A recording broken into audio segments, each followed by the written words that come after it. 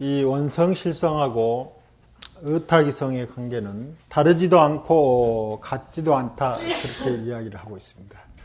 이게 실제는 원성실성이나 변계소집성이 있는 게 아니고 이 세상에 있는 것은 오직 의탁이성밖에 없습니다. 이 의탁이성을 우리가 말하는 영기라고 그렇게 합니다. 그러니까 우리 삶이라고 하는 것이 지금 우리 삶을 떠나서 다른 어떤 삶이 있다고 그러면은 뭐 원성실성이 따로 있고 의탁이성이 따로 있다라고 말할 수 있겠는데, 지금 우리 삶을 떠나서 원성실성도 따로 없고 의탁이성도 따로 없고 변계소집성도 따로 없습니다. 그런데 우리 삶은 마음 하나 내는 것에 다 들어있거든요. 그래서 한 마음 내는 것에서 그 마음 속에 원성실성도 들어있고 의탁이성도 들어있고 변계소집성도 다 들어있다 이 말입니다.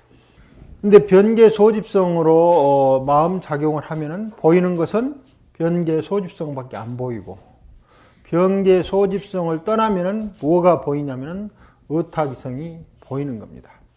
예, 의탁이성을 볼 때 무엇을 이뤘다고 하냐면은 원성실성을 이뤘다고 그러는 거예요. 변계소집성의 작용을 중생이라고 그렇게 하고, 의탁이성의 원성실성의 작용을 부처라고 얘기합니다. 근데 이 중생과 부처가 의탁이성이라고 하는 하나의 사건 속에서 항상 같이 일어나고 있는 거예요. 우리가 생각하는 것이 의탁이성을 떠나서 변계소집성을 생각한다라고 하면은 부처와 중생이 나눠질 수가 있는데, 우리가 지금 생각하는 것 자체가 의탁이성을 통해서 발생되고 있기 때문에 부처이면서 동시에 중생인 묘한 상황 속에 우리가 놓여 있는 거예요. 그러니까 한편으로는 중생으로 살고 다른 한편으로는 부처로 있고, 이와 같은 상황이 우리들이 하면은 부처님은 이 변계소집성이 없어졌으니까 그냥 의탁이성으로만 사는 거다. 그런 차이에 의해서 중생과 부처가 나눠지긴 하지만 그래도 우리 마음 하나 가운데 반드시 의탁이성이나 변계소집성이나 원성실성이 다 포함되어 있습니다. 그런데 마음이라고 하는 것은 잠시도 쉬지 않고 무상하게 흘러간다고 하는 이야기를 계속 많이 했습니다. 그래서 무상, 많고, 그 다음에 무하를 불교의 세 가지 법륜이라고 그렇게 하죠. 그런데 이제 보통 이 고라고 하는 것이, 이 불교는 내 세상을 염세주의로 보느냐, 허무주의로 보느냐 하는 공격의 빌미처럼 돼 있어 가지고 이것을 고라고 말하지 않고 열반을 삼법인에 넣기도 하고 또는 합쳐 가지고 사법인이라고 이야기하고 있는데, 실제로 열반보다는 고가 훨씬 더 성스러운 진리다 이 말입니다. 고통이. 고를 자각하지 않으면은 우리가 수행을 한다든가, 즉 중생계에서 부처 같이 중생과 부처가 함께 있는 데서 우리를 부처가 되게 하는 힘은 열반의 힘보다 중생이 딱 되는 순간부터는 항상 고가 우리를 이끌어 주는 거예요. 이 고의 자각을 통해서 열반에 도달하기 때문에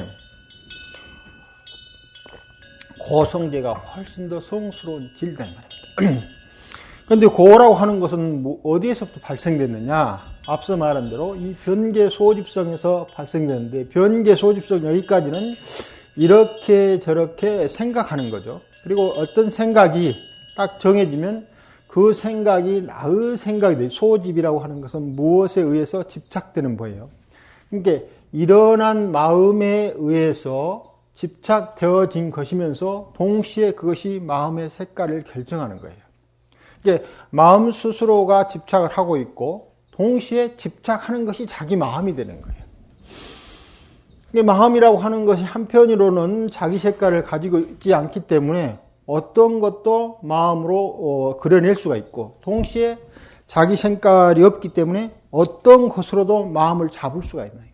이게 분별하고 있는 것도 마음이 되지만 분별되어 있는 것도 마음이 된다. 그래서 주관도 마음이 되고 객관도 마음이 다 된다라고 하는 것이 이제 유식이 되는 거죠. 이와 같은 유식이라고 하는 것이 이제 유식에서는 뭐가 되느냐면은 정견이 되는 겁니다. 세상을 바르게 보는 거예요. 이 세상에는 중생과 부처가 혼재되어 있는 의타기성의 흐름이 있는데 병계의 소집성은 마음에 의해서 분별되어진 것에서 그치지 않고 분별된 것이 마음을 집착해 만드는 거예요. 이게 대상을 향해서 마음이 끄달리게 되면은 그게 중생이 되니까 정견이 일어나지 않는답니다.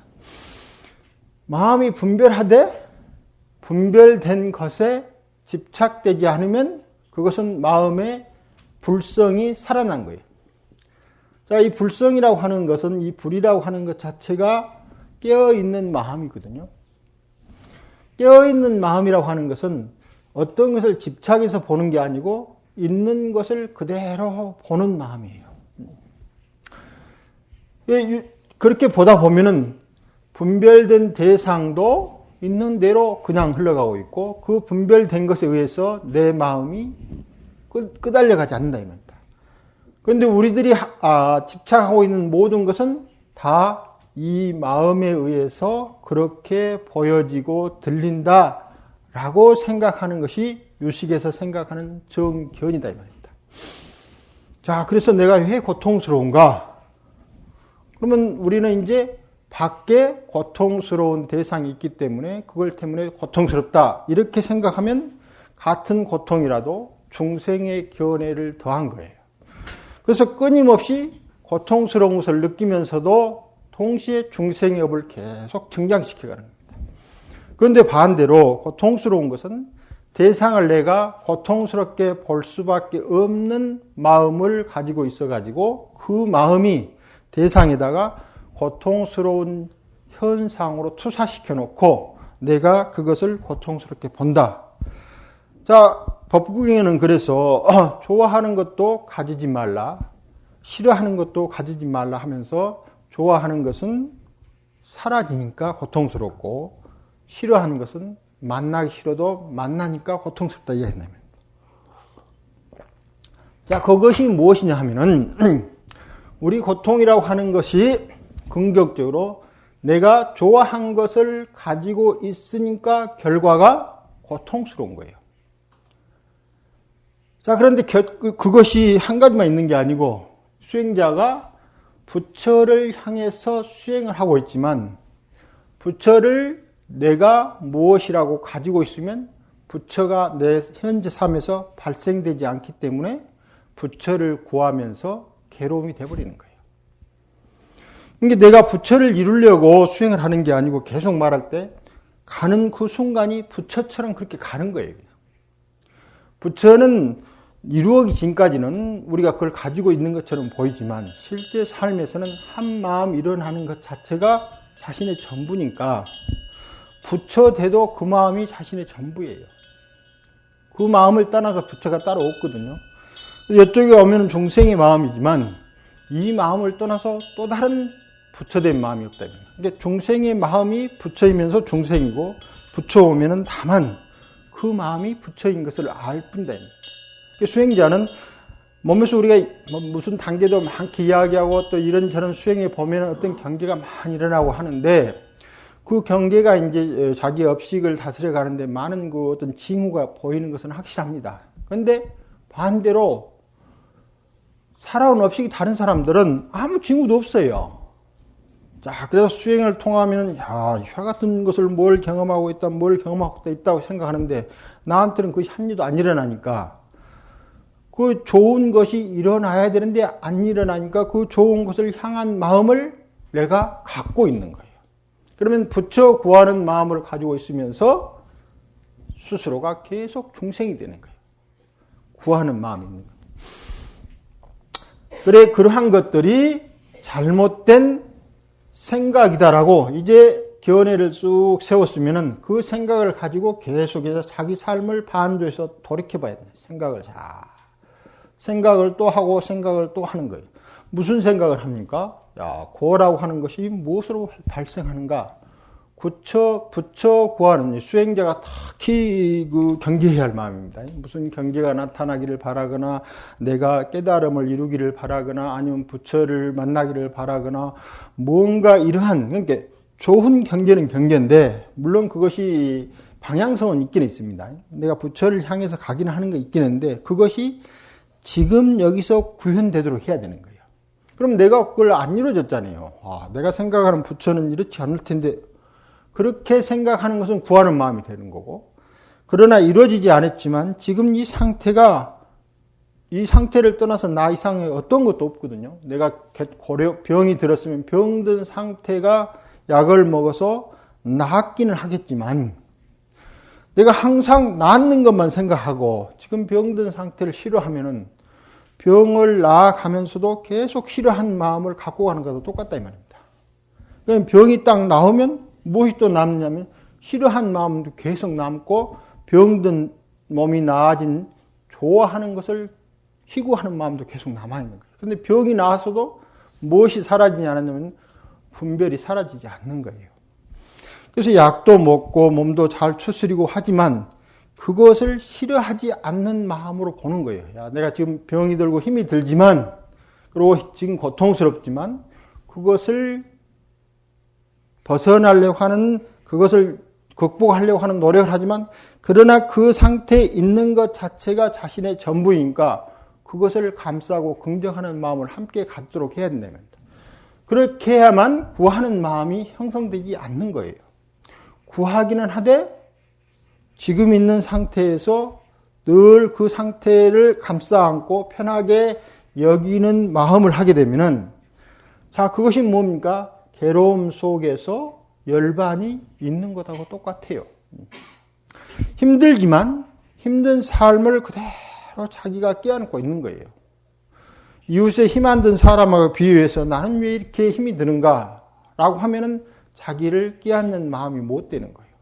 그래서 그 마음이 이제 어느 정도 수행이 돼도 항상 같이 가는 거예요. 마음이라고 하는 것이 흔적을 남기니까 병이 낫기를 원하는 것은 당연한 거지만 그 병든 몸을 잘 깨어나서 편안하게 여기는 마음을 길러내지 않으면 즉 괴로운 상황에서 열반을 그대로 느끼려고 하는 것이 있지 않으면 이제 바른 사유가 안 된다. 지향성 같대 그 지향성이 미래의 먼 훗날 이루어진 어떤 상태를 통해서 나한테 긍정적인 삶으로 올 것이다. 그런데 그것이 현재 나에서 구현되고 실천되는 것처럼 계속 한 발 한 발을 그렇게 걸어가는 거다. 그런 생각을 마음 가운데 잘 가온 것이 정견 정사유대입니다. 그 다음에 이제 다 뭡니까? 정어가 있죠. 바른 말. 예, 계속해서 이제 우리가 계율을 이야기했습니다만, 자, 말을 할 때 그 말이 부처 말처럼 하는 거예요. 내가 부처가 돼서 부처 말을 하는 게 아니고 지금 하고 있는 말을 부처 말처럼 하는데 부처님 말은 여기서 말한 변계 소집성이 아니고 다 비우는 마음이죠. 그런데 비우는 마음인데 대충 해서 상대가 비우지 않는 것은 잘 보여요. 상대가 비우지 않는 것은 잘 보이는데 내가 비우지 않는 것은 잘 안 보이는 거예요. 그래서 뭔 이야기를 쭉 하고 있으면 그거 비워라. 마음을 내 비우지 못하느냐. 그런 것은 잘 보이는 겁니다. 왜 잘 보이느냐면 상대가 비우지 못한 그걸 보고 있는 마음이 자기 마음이에요. 밖에 있는 것을 보는 게 아니고 저것은 비우지 못한 마음, 그것이 자기 내부에서 일어난 자기 분별이기 때문에 그리고 그 분별을 항상 밖에 투사시켜 놓고 그것이 무엇이다 이렇게 내가 보는 거예요. 그게 너무나 잘 보이는 거예요. 그런데 투사하고 있는 자기는 안 보이는 거예요. 왜냐하면 자기가 만들어 놓은 마음 세계를 밖에다 투사시켜 놓고 그 마음을 보고 있기 때문에 실제 자기 내적인 마음은 안 보이고 저 사람은 무슨 여기에 집착이 많네. 저 사람은 여기에 집착이 많네. 이것이 눈에 아주 잘 띕니다. 그것이 자기 마음이니까 그 사람 마음이 아니에요. 그래서 시비를 가리는 모든 마음은 실제 시비를 하고 있는 사람 쪽에 있는 게 아니고 거의 대부분 인연이 있기 때문에 연이 있긴 하지만 그 연을 자기가 가린 시비로 보는 거예요. 그래서 상대가 이런 말 저런 말 하면은 야 너는 왜 거기에 집착돼 있냐? 너는 뭐 분별이 많네. 그것이 너무나 잘 보입니다. 상대가 잘 보이는 그것이 실제는 상대가 가지고 있는 분별이 아니라 내가 상대하는 행동에다가 투사시켜 놓은 나의 마음을 보니까 잘 보일 수밖에 없는 거예요.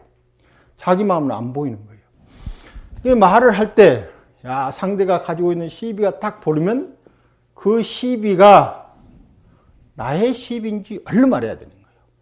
그리고 상대한테 말을 통해 할 때 그 말을 야, 너 왜 그런 말, 이것이 내가 지금 분별하는 내 마음을 내가 보고 있으면서 나한테 시비하고 분별하고 욕을 하고 있구나 하는 걸 알아차렸네. 그건 상대한테 욕하는 게 아닙니다.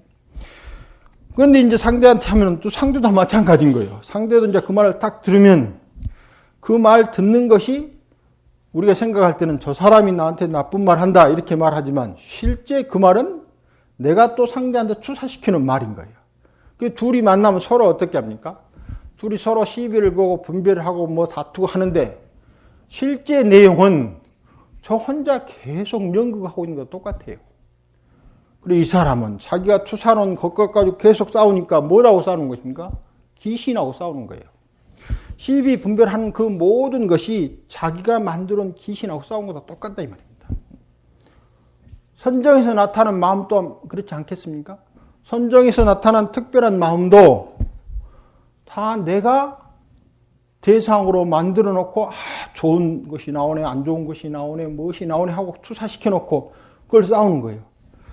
그래서 지금은 우리 마음 상태가 일상의 의식을 벗어났지 않은 게 너무나 분별은 밖에 있는 것처럼 보여서 저것이 이렇게 다 하고 거기다 시비를 거는데 선정이나 특별한 게 있으면 이제 그 대상이 없이도 마음이 막 팍 나타나는 거예요. 뭐 이것도 보이고 저것도 보이고 그 마음도 자기가 투사시키는 마음이고 거기에 이제 끄달려 가니까 그것도 뭐라고 하냐면 귀신이 선정상에 나와서 나를 끌고 간 거랑 똑같다 이 말입니다. 그러니까 그것이 변계 소집성의 마음이 변해가서 새로운 현상이 나타나서 묘한 인연으로 무상인 줄을 보지 못하고 무아인지를 알지 못하면 다 뭘로 바뀌느냐? 귀신 장난으로 바뀌어버리는 거예요. 그러니까 마음을 잘 집중시켜서 뭔가를 지금 닦아가고 있는데 만드는 것들은 계속 뭘 만드냐면 귀신을 만드는 거예요. 귀신이 선정해서 자기를 끌고 가는데 그 귀신도 누가 만든 마음입니까? 자기 마음이 만드는 거예요. 그래서 일상이 말을 할 때 저것이 옳고 그런 말을 딱 들으면은 그것이 밖에서 있는 어떤 대상을 향해서 옳고 그러다고 분별하는 게 아니고 지금 내 마음이 저렇게 나와서 저기다가 옳다 저기다 그러다라고 분별해 놓고 분별된 마음이 다시 나한테 와서 그것을 옳다라고 말하십시오. 저것을 그러다라고 말하십시오 하는 거예요. 그런데 이 속도가 전에 말했을 때 마음에서 현상이 일어나고 현상에서 마음으로 가는 것이 차이가 없다겠죠. 즉시라고 그랬어요.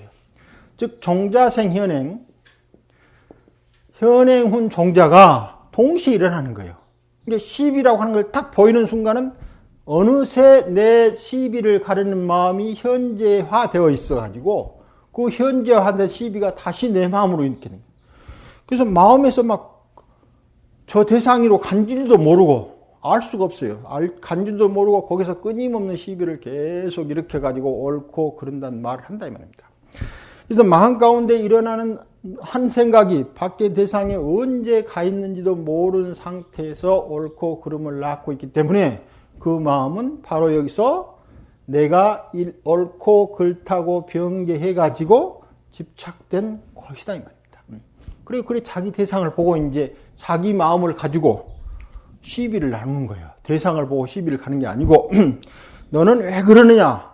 그 말은 너는 왜 그러느냐는 말이 아니고 내가 너는 왜 그러냐고 말하고 싶은 마음이 싹 나와가지고 그 마음 보고 이래서는 안 된다 저래서는 된다 하니까 뭐라고 하고 있습니까? 미친 사람하고 똑같다 이 말입니다. 정신이 성성한데 실제 사는 것을 보면 미치갱이나 똑같아요. 자기가 만들어놓은 대상에다 대놓고 혼자 떠들어대는 것하고 다름없다 이 말입니다. 말을 계속하고 있는 것들이. 그니 얼마나 서글픈 사람입니까? 중생과 부처가 겹쳐 있는데 부처는 모르고 계속해서 자기가 만드는 헛개비한테 대놓고 옳다 그러다 말하고 있는데 내 말이 시비조로 나가기만 하면 그렇게 되는 거예요.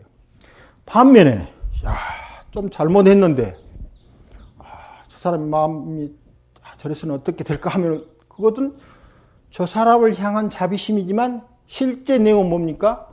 내 마음을 향해서 자비를 하고 있는 거예요. 자, 방금은 시비를 가리는 말을 했는데 여기는 이제 애어를 하는 거죠.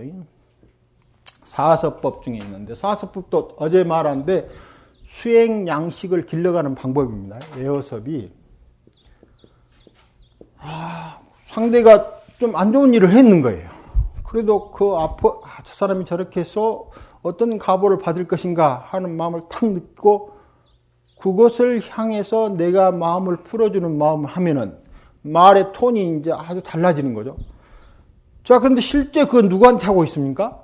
상대한테 하는 게 아니고 저걸 보는 마음이 내가 만드는 현상이고 그 마음을 향해서 다시 나한테 하는 거예요. 그러니까 말이 밖으로 나가는 것처럼 보이지만 동시에 그것이 항상 자기한테 온다 이 말입니다.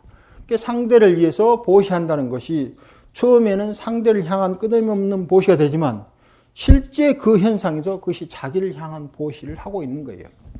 그래 수행의 양식인 자량이를 닦을 때 어제 육바람이도 했지만 사서법을 닦으라 그런 말이 있어요. 사서법.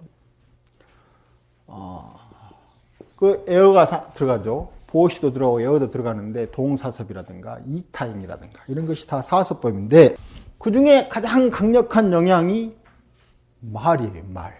왜냐하면 말은 업의 구성 요소거든요. 말이. 그래서 어떤 말을 하고 있는 건가 하는 것을 아주 정확히 잘 가려서 말하는 것이 다른 말이에요. 정어. 왜 정어? 자기한테 말하는 것이기 때문에. 시비를 가르는 말은 그것도 나의 시비를 가르는 거고 상대에 대해서 아주 애어를 쓰는 것도 나한테 애어를 하는 거고 그래서 말이 밖을 향해 가는 게 아니고 나를 향해 가는 것인 거죠. 바로 그 순간 나를 향해 가는 건데 말보다 더 먼저 또 일어나는 건 뭡니까? 그 말려고 하는 의지가 팍 일어나는 거예요. 그 의지가 전적으로 자기 세계를 지금 구성하는 거예요. 그래서 이 에어라고 하는 것이 여기서 유식이다 이 말이에요. 내가 밖을 향해서 말하는 게 아니고 객관을 내가 만들어 놓고 그 객관을 향해서 내가 말을 하고 있는데 시비가 된 말이든지 애가 된 말이든지 다 귀신한테 한 말이지만 시비는 계속 귀신을 길러가서 밖을 향해서 우리 혼을 빠지는 거게 되고 그리고 이제 나이가 전에 어떤 노인이 이제 힘이 좋았는데 나이가 많이 들어서 힘이 빠진 거예요. 그래서 밤에 이제 그 바닷가에 사는 분인데 그 고기를 잡아가지고 그 바닷물 속에 담가놓고 돌아오다가 희미해지니까 무슨 영상이 자기 앞에 툭 터오른 거예요. 그래가지고 그것이 이제 귀신이 자기를 끌고 가는 거예요. 계속 밤에 이제 그 집에서 안 들어오니까 가족들이 이제 막 해도 찾아봐도 없고 그런데 나중에 와서 보니까 온 그렇게 막 긁히고 있는 거예요. 그래서 그 마을 뒷산 어디를 가가지고 혼자 귀신한테 끌려서 다닌 거예요. 그렇게 한 거와 똑같다 이 말입니다. 우리는 지금 힘이 있으니까 내가 이 시비를 나누지만 힘이 없어지면 영상이 만들어 놓은 것에 완전히 끄달려가지고 가고 있는 거랑 똑같아요. 그런데 지금은 힘 있는 마음으로 끄달려가는 거죠. 노인이 되면 힘없는 마음으로 끄달려가니까 그때 되면 이제 죽습니다. 정신이 도대체 자리를 잡고 죽게 되는데 우리도 시비를 가면서 계속 죽어가는 거죠. 그런데 에어를 계속 쓰면은 그것도 마찬가지로 헛것입니다. 에어라고 하는 것이 헛것 아니고 시비만 헛것인 것이 아니라 다 무상이고 고지만 에어를 잘 쓰게 되면 이제 이런 것을 보게 만드는 거예요. 같은 말이라도. 하나는 변계 소집성에서 내가 고집한 말로 세상을 보게 되기 때문에 이 무상무화를 못 보게 만들고 에어를 쓰면은 시비가 사라지니까 집착하는 특성이 없어지는 거예요. 근데 이 에어 아까 말했죠. 사랑하는 마음을 갖거나 좋아하는 마음을 가진 것으로 에어를 하면은 그건 에어가 아닌 거예요. 그럼 에어가 어디까지 에어냐? 당연히 내가 편하고 좋은 말을 할 수 있는 것을 향해서 하는 것은 시비한 가리는 말입니다. 그건 좋아하는 말인데 이것은 반드시 번뇌를 만드는 말이에요. 어디서부터 에어가 출발하느냐? 그 전까지는 저 사건을 보고는 도저히 내가 입에서 부드러운 말이 나오지 않는 건데 지금부터 쫙 지켜보니까 이제 부드러운 말이 나오기 시작하는 거예요. 그때부터가 에어예요. 근데 훈련이 안 돼 있으니까 에어를 우리가 잘 못하는데 사랑스러운 사람들은 내가 훈련 안 받아도 에어를 하는 거예요. 계속 사랑스러운 말을 합니다. 이것은 사랑스러운 말을 하는 게 아니고 그 말을 통해서 탐심을 계속 증장시켜가는 거예요. 사랑스러운 조건화되어 있는 것을 향한 사랑스러운 말. 이것은 탐심을 기르는 말입니다. 시비를 가리는 말을 계속 할 수 있는 상황이 분명할 때 시비를 가리는 말은 시비를 증장하는 것과 똑같은 거예요. 그러면 사랑하는 말이 어디로 써야 되겠습니까? 시비를 가릴 것이 분명한데 거기에서 말이 부드럽게 나와지는 순간부터가 에어섭이에요. 도저히 받아들일 수 없는 영역까지 그렇게 계속 흘러가가지고 그걸 돌파해버리면 말의 한계를 벗어나는 거예요. 그래서 내가 에어섭을 한다고 해서 훈련이 안 돼 있으니까 지금은 일단 받아들일 만한 것에 대해서도 저것이 탐심을 기르는 쪽으로 에어를 해서는 안 된다라는 그것에 대한 사유를 분명히 하고 이게 같은 사랑스러운 말을 하더라도 그 말이 탐심을 남기지 않는 쪽으로 사랑스러운 말을 하되 그 다음에 전에는 저런 사건을 보면 내가 도저히 이 말이 톤이 가시가 안 붙고는 말이 안 됐는데 그 상황을 얼른 알아차려가지고 그 상황에서 가시 붙지 않는 말을 하는 이 차이가 진짜 에어를 하는 거예요. 에어라고 하는 것은. 그래서 사서법 중에 에어는 당연히 할 만한 에어 상황이 아닌 쪽으로 계속 자기 상황을 만들어 가야 되는데 그러기 위해서 뭡니까? 여기서 말한 그 상황이 내가 만들어 놓은 상황이다. 그러니 저 상황에다 시비를 거릴 이유가 뭐 있냐? 그래서 옳고 그름을 시비하고 다투려고 하는 상황에 대해서 그것이 아니다. 그 상황에 대해서 내가 부드러운 말로 해야 될 필요가 당연히 있다. 누구한테 하기 때문에? 나한테 하기 때문에. 그러니까 밖을 향하는 모든 화살들이 항상 자기를 향해서 계속 쏟고 있는 거예요.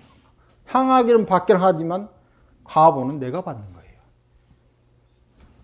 말하는 가보가 상대한테 가지요. 왜냐하면 그것은 시비를 가리는 상대의 마음이 자기를 향해서 오는 거예요. 내가 지금 막 상대를 시비해서 뭘 하면은 원인은 내가 제각한 것처럼 보이지만 그것을 그렇게 분별하는 마음은 내가 또 만들어 놓은 마음이에요.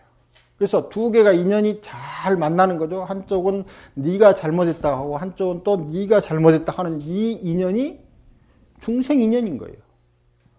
그 인연을 내가 만들었다고 생각을 절대 안 하고 네가 그렇게 말했기 때문에 내가 이렇게 화가 났다 하고 저쪽 사람은 네가 그랬기 때문에 내가 그렇게 화가 났다 하고 이렇게 그 화살이 밖을 향해서 계속 가고 있는데 그 화살이 자기를 쏘고 있는지를 모르고 말하는 상황은 중생의 상황인 거예요. 부처님은 어떻게 하겠어요? 내가 화를 내서 말하면 말의 기운 자체가 항상 나를 향해서 계속 화살을 쏘는 거예요. 그런데 왜 그 말을 하겠냐 이 말입니다. 안 하는 거예요. 차라리 침묵하든지 말을 안 하든지.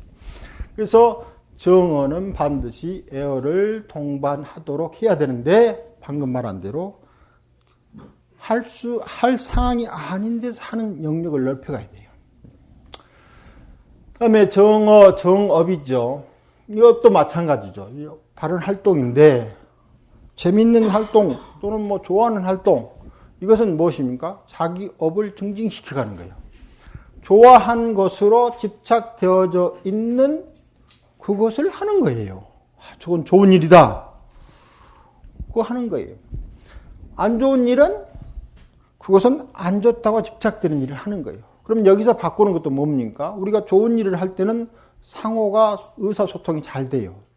잘 되니까 그건 큰 문제가 안 되는 것처럼 보이지만 그래도 그것의 특성이 무상이고 무하다고 알아차리면서 좋은 일을 해야 돼요. 만일 그렇지 않으면 좋은 일이 항상 자기 특성을 가졌다. 이 생각을 딱 일으키는 순간 좋지 않는 것도 자연스럽게 자기 특성을 가져버리는 것이에요. 그러니까 나가 존재한다 라는 생각을 딱 가지면 너도 존재한다 이렇게 된다.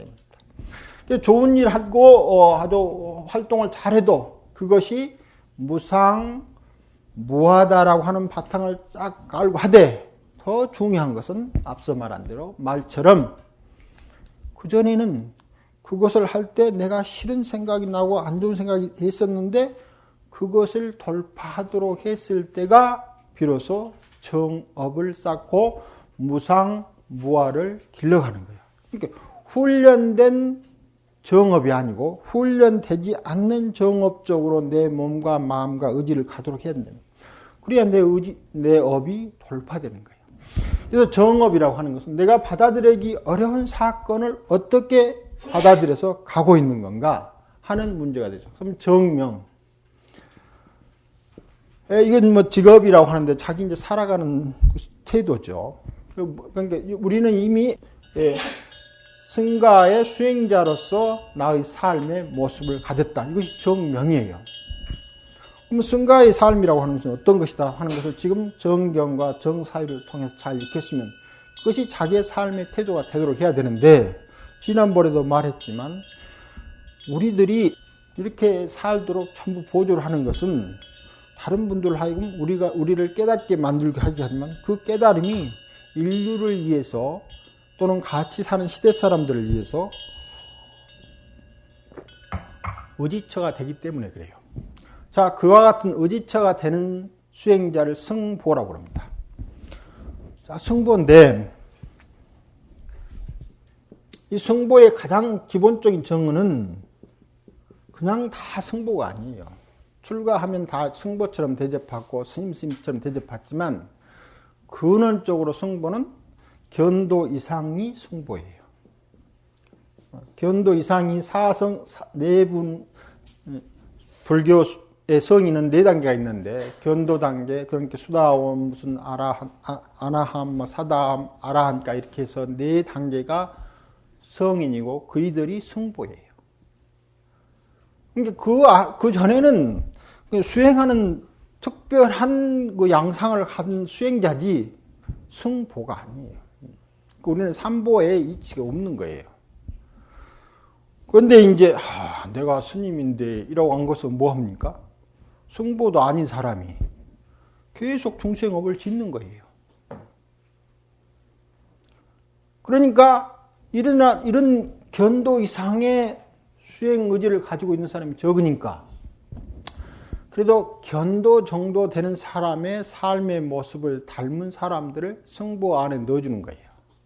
그것은 이제 유사승보입니다. 우리는 유사승보죠. 그런데 이 유사승보의 가장 큰 특징이 밖으로 드러나는 행동 양상이 부처를 닮도록 하고 있는 사람들이에요. 부처를 닮도록 하고 있는 사람이 누구냐면 계율을 잘 지키는 사람들이에요. 여기서 말하는 말과 업과 이런 명리를 잘 하는 거라. 그러니까 우리가 성단사의 발을 딱 드러났는데 최소한으로, 이건 최소한입니다. 최소한으로 유사승보의 역할을 하려면 바로 계정의 사막을 자기 삶한테 잊지 않도록 노력해서 부처의 닮은 꼴인 삶을 만들어내야 되는 거예요. 그렇지 않으면 그 옛 어른들 책이 이러잖아요. 쌀 한 토를 소비할 수 없다고요. 내가 가서 노력해서 번 쌀은 소비가 됩니다. 그러나 우리처럼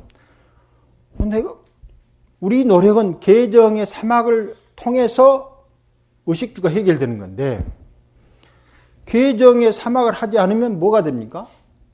노력을 하지 않고 농사를 짓지 않고 밥을 먹는 것이 되어버립니다. 그래서 전부 다 도덕이 되는 거예요. 살도음망주에서 도둑이 됩니다. 이 도둑의 범주가 불교에서는 굉장히 높습니다. 어떻게 높느냐면 능력이 없으면서 높은 자리에 앉아 있는 거, 이거 전부 도둑놈입니다. 그렇게 돼 있어요. 경전에 보면. 우리가 그냥 제가 하는 말이 아니고. 자기가 그 자리에 앉을 만한 덕화라 힘이 없는데, 이거 승납이 한 30년 됐으니까 스님이 가서 앉으시죠. 딱 앉아 있으면 이건 바로 그 자리를 도둑질하는 거예요. 자, 우리가 승보로서 역할을 하지 않고 의식주를 다 먹는 것은 일하지 않고 의식주를 취해서 도둑질을 하고 있는 것하고 다름없다 이 말입니다. 우리 계율에 의하면, 살도음망주에 의하면. 이 도둑질의 계율이 그렇게 높으니까 이 정명의 이 수행자의 자리에 내가 앉아 있으려면은 밥이라도 소화시키고 먹어야 되는데, 그러려면 어떻게 해야 됩니까? 계정의 사막을 잘해야 되는데, 그건 앞서 말한 대로 내가 말을 어떻게 하는가 하나 속에 다 드러나는 거예요. 그 말을 잘못 딱 하면은 금방 승보의 이치를 잃어버려요. 왜냐하면 우리는 승보를 단단하게 할 수 있는 힘을 갖고 있지 못하기 때문에 말 하나 하는 순간 자기를 잘 돌이키지 못하면 중생이 돼가지고 승보로서 자격을 상실하는 것과 똑같다. 그 다음에 두 번째, 참을 챙겨가지고 바로 챙겨가지고 계정의 사막을 안에서 작으나마 우리는 아직 힘이 부족하니까 구현하고 있으면 승보가 되는 거예요. 그래서 매일 우리는 잠깐 승보에 갑니다. 그리고 대부분은 중생으로 사는 거예요. 이 부분의 업이 이제 강해지는 거예요. 우리가 스스로를 통해서 일상생활을 스스로 일을 통해서 해결하지 않는데, 그것을 해결하려면 반드시 승보가 되어야만 해결되는데, 승보가 안 되면 문제가 되는 거예요. 그래서 부처님이 이제 그 아함경에 보면은 당신들은 왜 농사도 짓지 않고 밥 얻어먹고 사느냐? 그때 대답이 그거예요. 우리의 농사는 계정해다, 딱 그렇게 이야기하는 거예요. 그러니까 이 우리의 농사인 계정해가 잘 되면 우리는 법계에 의해서 밥을 먹고 살 만한 자격을 갖춘다. 그래서 당신이 씨 뿌릴 때 우리도 계정해의 씨를 뿌리고, 당신이 수확할 때 우리도 계정해를 수확한다. 이 계정해를 통해서 당신과 나가 법계로서 연기적인 애의 섭을 하기 때문에 그 공덕으로 내가 밥을 먹고 있는 것이다. 이런 이야기들이 암에 나옵니다. 부처님한테 물은 거예요, 농사진 사람이. 우리는 1년 내에 빼 빠지게 위해서 이렇게 쌀을 만들어내는데 당신은 무슨 곳으로 나무 밑에 앉아가지고 밥을 먹을 자격이 뭐냐 이거예요. 부처님한테도 물은 거예요. 당신은 무슨 자격으로 일 안 하고 밥 먹습니까? 이걸. 수타인 파트 한번 보세요. 승보가 되지 않으면 도둑질의 자리에 앉아있는 거 똑같은 거예요. 그것이 경전의 논소에 그렇게 나옵니다. 자기 정당학, 자기 복덕이나 공덕이나 힘이 미치지 않는 자리에 앉아 있으면서 그것을 누리는 것은 도덕질의 하나다. 담은 물건을 훔치는 거랑 똑같다. 당연히 거기는 덕 있는 사람이 가서 앉아 있어야 되는데 다른 세력 때문에 덕 없는 사람이 가서 앉아 있는 거예요. 그러니까 다른 사람이 앉아 있는 자리를 내가 도둑질한 거예요. 그 승보도 하나의 자리예요. 그런데 승보가 되지 않는 사람이 승보인 척하고 앉아 있으면 승보의 자리를 도둑질한 겁니다. 그러면 이제 전체 승단이 다 뭘로 비춰지느냐? 도둑놈으로 비춰지는 거예요. 그러면 승단이 완전히 망하는 거예요. 왜? 승보의 자리에 앉아있지 않는 사람이 승보에 맞추면서 있게 되면은 누가 여기를 공경해서 유지되겠느냐 이 말입니다. 이제 그러면 유지될 때 한 가지밖에 없는 거예요. 우리가 관광의 대상이 되는 거예요. 승보의 자리에 앉는 게 아니고 마치 무슨 옛 마을 해놓고 거기에서 왔다 갔다 하는 사람들이 있어요. 그거 왔다 갔다 하면서 한 달에 월급 받거든요. 그런 이치로 되는 거예요. 다만 우리가 이제 워낙 많은 전통 속에서 많은 선배 스님네들이 선지식 역할을 해놓으니까 부처님의 덕화와 그분들의 덕화에 의해서 우리 자리가 그래도 어느 정도는 그 보존돼서 성보의 역할을 갖고 있지만 그 덕화 힘이 점점 약해지면 이제 앉아있는 것은 참 문제가 심각해지는 거거든요. 그래 정명에 있어서 수행자들은 수행자의 자기 자리를 자기가 만들어 가야 하는 것이 정명인 거예요. 그걸 안 맞으면 편할지는 모르지만 그 마음이 결과적으로 자기 다음을 만드는 거예요. 아까 말하는 것이 자기를 만들듯이 편한 것을 추구하는 그 탐심이 지금은 편한 것처럼 보이지만 아주 달라진다. 이 몸이라고 하는 것도 어느 정도 긴장이 되면서 이렇게 활성화돼야 되는데 편한 것을 계속 추구하면 몸이 아주 느려지게 됩니다. 느려져가 돼가지고 그 느려진 결과의 가보도를 받게 되는 거예요. 이제. 그다음에 정어, 정명, 정업도 뭐가 있습니까? 정정진. 자, 그래서 내가 하고 있는 이 대상의 일체의 모든 것들은 내가 만들어 놓고 내가 쏜 화살 속으로 내가 가고 있다. 이런 것을 잘 알아서 그 생각을 잊지 않고 계속 가게 되면은 객이라고 하는 것이 주객이 나눠졌어도 안 나눠지는 거랑 똑같은 거예요. 안 나는 똑같아요. 이것도 내 마음이라고 보는 거예요. 이렇게 보고 있는 것을 정념이 되고 이제 모든 대상들이 저 대상이 아닌 거예요. 내가 내 마음을 보고 있는 거예요. 그래서 알아차린 마음도 내 마음이 되고 보여진 마음도 내 마음이 된다. 그 마음을 계속 잃지 않는 거예요. 그래서 앞서 말했죠. 시비가 내 마음이니까 내가 내 마음인데 자기한테 사실 시비를 다 할 이유가 없잖아요. 그 다음에 내가 상대에 대해서 편하게 하면은 그것이 내 마음이니까 나한테 편하게 하니까 뭘 해야 되겠느냐 하는 것을 바르게 알아서 그 마음이 마음속에 딱 자리 잡게 되면은 이제 삶이 평온과 고요함으로 바뀐다 이겁니다. 그걸 정이라고 해요. 딱 자리가 잡았어요. 선정이 들어있는 거예요. 선정이 특별한 상태에 드는 게 아니고 일체 주객이 나눠져서 활동할 때도 그 마음이 자신을 힘들게 하지 않을 뿐만 아니라 특별한 의식 상태에 들어갔어도 내가 그 의식한테 속아서 흘러가지 않는 거예요. 그래서 선정 상태에 들어가서도 내가 내 마음에 속지 않고 선정 상태에 속으면 그것이 선정주의자가 됩니다. 그래서 계속 그걸 추구해 가는 거예요. 세속의 탐욕에서 밖으로 가면은 그것이 세속주의자가 됩니다. 자기의 내적인 마음인지 모르고 밖을 향해서 가는 거예요. 선정은 그걸 향하여 가지 않으면 자기 내부가 만드는 마음의 세계를 향해서 계속 가면 그것은 선정주의자가 되는 거예요. 그래서 탐심으로 가거든 아니면 선정주의로 가든 이 두 가지가 일상입니다. 근데 여기서 말하는 주식은 그 두 가지가 다 마음인 줄 알고 객관으로 나타난 것도 마음이요 안쪽으로 드러나는 것도 마음인 줄 알고 그것이 끄달려가지 않는 거예요. 그와 같은 삶이 딱 자리 잡은 것이 정정진이다 이 말입니다. 그러면 중생으로 있으면서 부처를 살아가다가 궁극적으로 부처가 되는 거예요. 그러면 의타기성은 모든 삶을 이루는 궁극적인 특성이기 때문에 모든 삶의 순간순간의 자리들이 부처로 자리 잡는다. 그래서 원성실성하고 의타기성은 다르지도 않고 같지도 않다라고 말하는데 변계 소집성이 있는 한 다른 것처럼 보이죠. 변계 소집성이 있으면 왜 다른 것이 보냐면 나한테 지금 원성실성이 전혀 없는 거예요.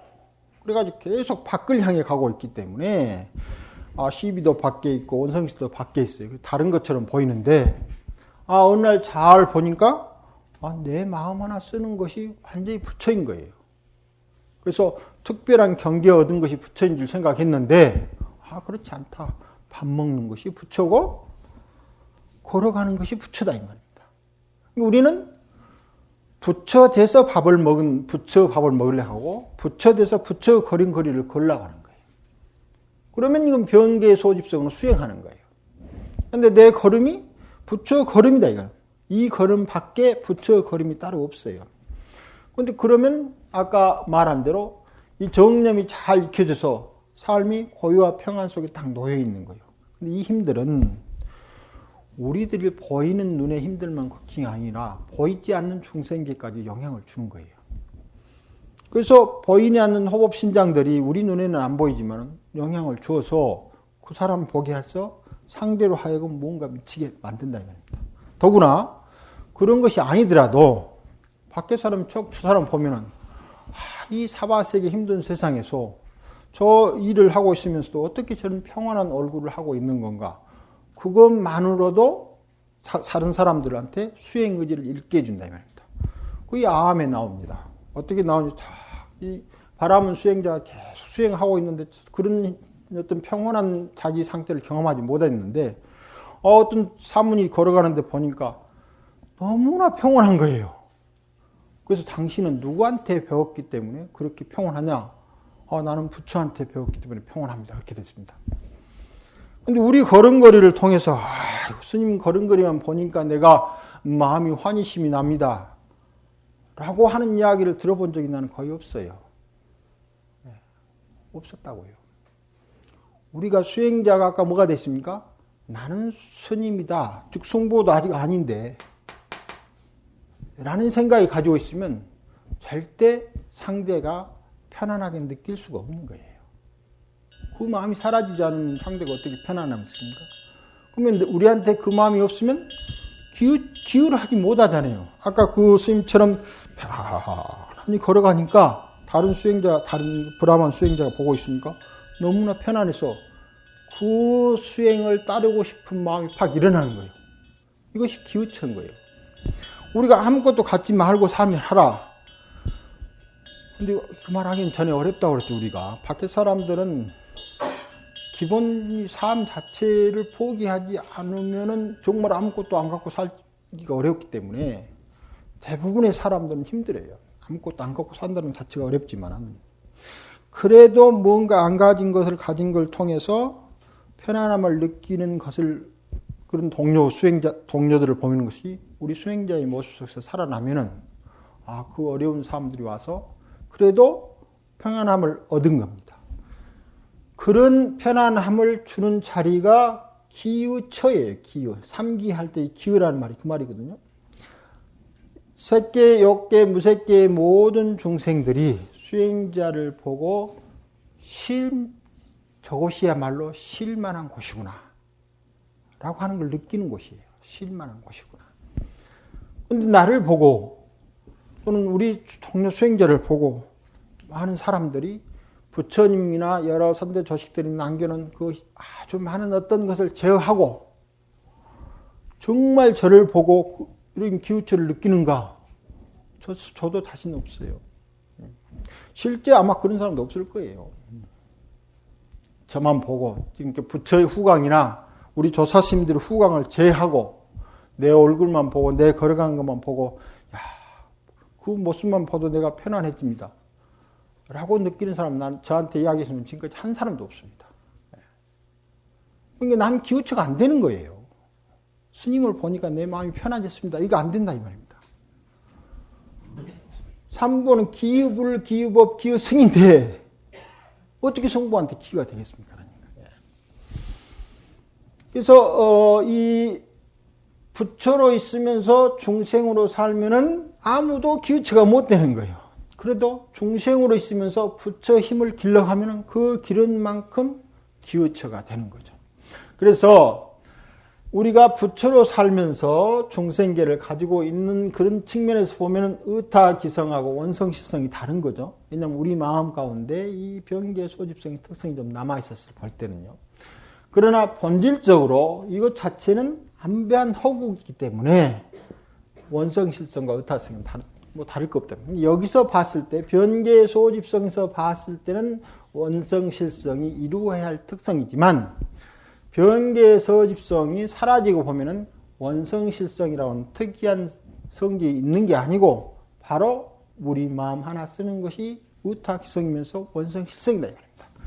그 마음은 뭘로 나타난다 했습니까? 바로 말로 나타나고 이 말은 상대한테 투사해서 하긴 하지만 하는 말 자체가 항상 나한테 다시 되돌아온다는 것을 잘 봐야 됩니다. 이 두 관계는 무상 등의 성과 같다. 그래서 무상. 뭐가 무상입니까? 모든 인연들의 무상인 거죠. 인연으로 보면은 형상으로 계속 나타나는 거예요. 인연으로 보면 흐름이지만 그 흐름을 나타내는 것은 형상화되어 있는 모습들이에요. 그리고 우리 모습이 로 보면은 어제 오늘이 너무나 비슷하니까 항상한 것 같기도 하고 또 인연의 흐름도 항상한 것 같지만 그 항상함이 표출해내는 것은 전부 다 무상입니다. 그래서 뭐하고 같이 있습니까?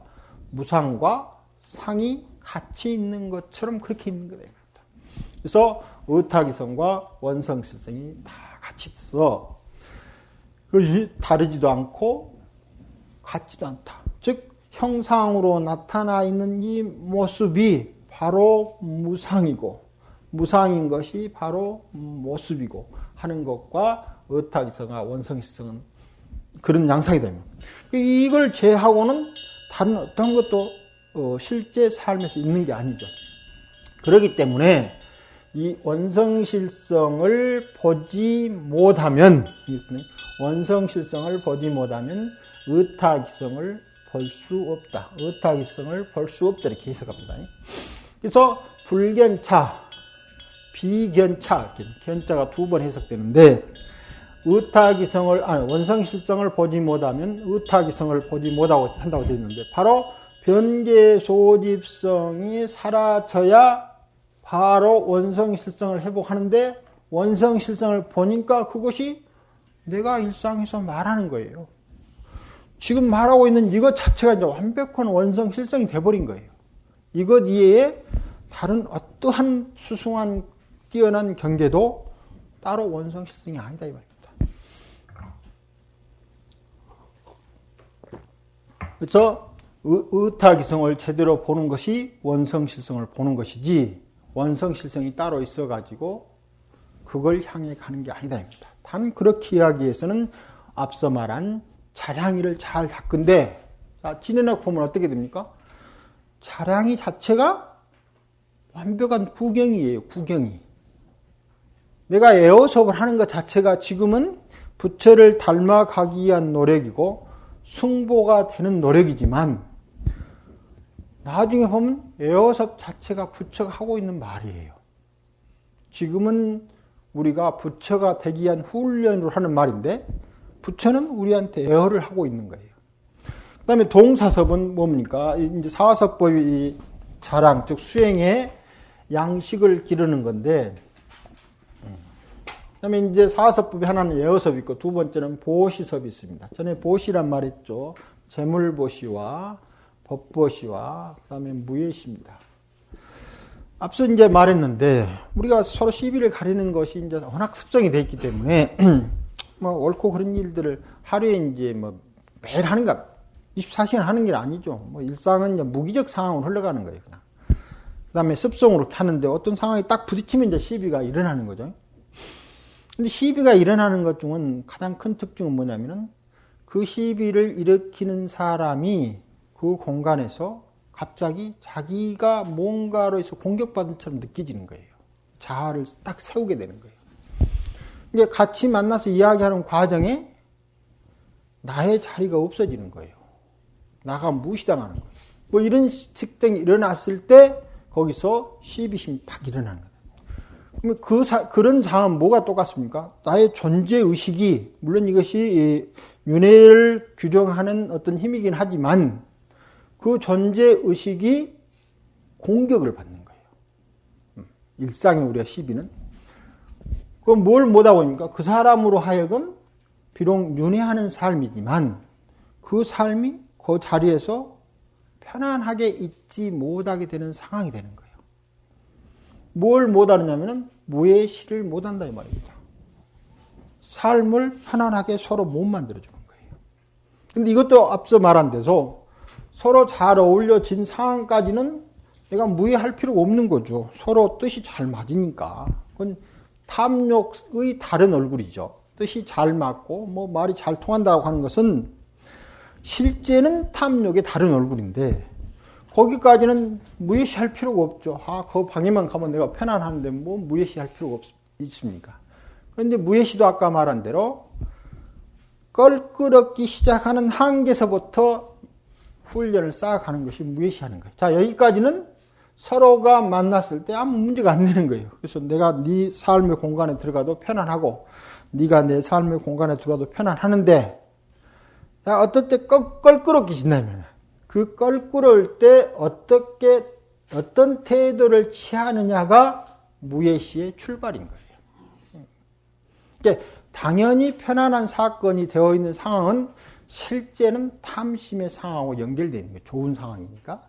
근데 그 상황을 벗어나게 되면은 이제 탐심이 증정한 것처럼 보이지만 실제 탐심의 영역을 해체시켜가면서 무예시의 영역도 넓어진다는 거예요. 그 다음에 지난번에 법을 이야기할 때 서로 이와 같은 이야기를 잘 해가지고 뭐 하는 것은 또 법이 되고 부처님이 경전을 읽고 하는 것도 법이 되고 또 아니면 고요히 앉아서 수행 결과를 서로 이야기하면서 뭔가 탁마하는 것도 법이 되지만 다른 한편으로는 시비를 가리는 말이 있을 때 침묵하는 것이 아주 가장 큰 법의 보시라고 그렇게 이야기했죠. 물론 재물보시는 이 몸이 소중한 부처니까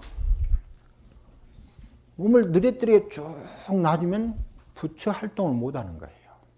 약간의 긴장과 약간의 부족함이 생명을 약동시키는 만. 그러니까 재물은 우선 첫째 내 몸에다 잘해야 되는데 완전히 포만하게 싹 먹으면 부처가 활동을 할 수가 있습니까? 양이 지나치면 부처가 활동을 못해요. 멍하게 있어야 돼요. 그 상황의 의식도 편안하지 못합니다. 왜 밥을 많이 먹으면 머리가 띵 하느냐면은 우리가 소화를 시키려면은 에너지를 어느 쪽으로 공급시켜야 되는데 이 에너지의 공급은 피가 합니다. 피가. 근데 밥을 많이 먹고 양식을 많이 먹으면 이 소화시키기 위해서 그 피 속에 들어있는 에너지가 주로 이로 다 모여 있어요. 그래서 머릿속으로 그 에너지가 활발하게 가가지고 사건을 잘 분석할 수 있는 그 활발한 산소량이 현저히 떨어져 버리는 거예요. 머릿속에 안 되는 거예요. 그러니까 양을 지나치게 먹으면 머리로 충분히 공급돼야 할 산소의 보급량이 떨어지니까 식곤증이 쫙 가가지고 아무 생각 없이 잠만 오는 거예요. 왜 잠이 오느냐면 잠을 자면 다른 에너지들이 다 사라지고 밤에 있는 이장 에너지만 가장 활발하게 움직일 수 있기 때문에. 그래서 잠을 자면은 소화는 잘 돼요. 그런데 대신 소화된 에너지가 다른 데로 소비되지 않으니까 몸에 쌓이는 거예요. 계속 뚱뚱해지는 거예요. 옛날에 제가 그렇게 살아가지고 몸이 이렇게 뚱뚱해졌어요. 많이 먹고 안 움직이고 저도 계속 안 움직이는 타입이 되니까 먹기는 많이 먹고 욕심이 많아가지고 그 결과가 다 그렇게 된다. 그러니까 안 움직이면 이 속에 들어있는 에너지가 소비가 안 되니까 몸에 쌓이는 거죠. 그것 중에 우리 밥은 탄수화물이기 때문에 무슨 지방 에너지하고 다른 데에 쌓이느냐. 소화된 다음에 탄수화물이 남으면 그 탄수화물이 전부 다 지방으로 변하는 거예요. 나는 무슨 특별히 뭐 살찔 음식을 안 먹는데도 살이 찐다. 그 말은 탄수화물을 계속 많이 섭취했습니다. 그 말은 똑같아요. 지방을 많이 안 섭취해도 10분 쉬었다가 하겠습니다.